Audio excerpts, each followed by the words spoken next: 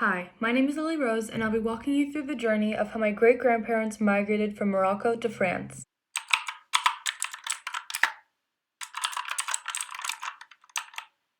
Let's first start from the beginning.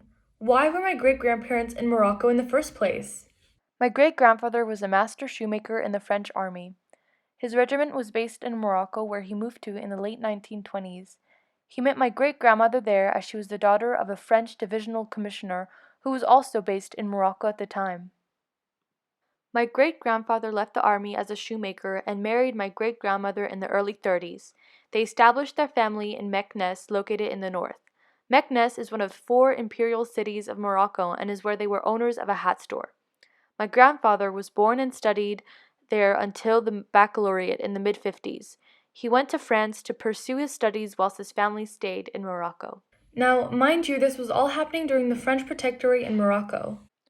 Abdelhafid, the Sultan during that time, was unable to keep Morocco under control. He only caused disruption and chaos and overall wasn't a great ruler. It even came to the point where the leading rebellion group named the Berbers caused the Sultan even more trouble. This eventually led him to having no choice other than to get help from the French. This was when the Protectorate was established after the Treaty of Fez was signed on the 30th of March 1912.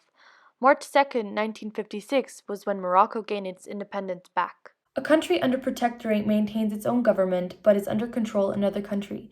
This means that Morocco wasn't deprived of its sovereignty, but it did lose its independence. So the Sultan Abdelhafid still reigned but did not rule. Hubert Lyautey played a big role during that time. He was the resident general of the Protectorate and didn't believe France should annex Morocco, unlike his compatriots. Instead, Lyautey made it his mission to rather re-educate as well as remodel Moroccan society, allowing my great-grandparents to live in peace with the Moroccans.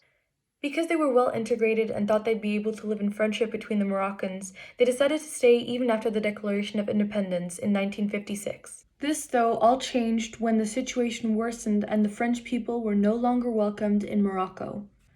The geopolitical situation in Algeria, the neighboring country of Morocco which was fighting the French for its independence, was evolving quickly. The views on the Europeans of the Moroccans shifted, and it became evident to my great-grandparents that living in Morocco was no longer an option and too dangerous. Having to leave everything behind, including their friends, business, and my great-great-grandfather who was buried there, they fled with only one car fitting as much of their belongings as possible. Fortunately, they eventually arrived in France, Verrières-du-Lac in the suburb of Annecy, where they luckily had a family home there.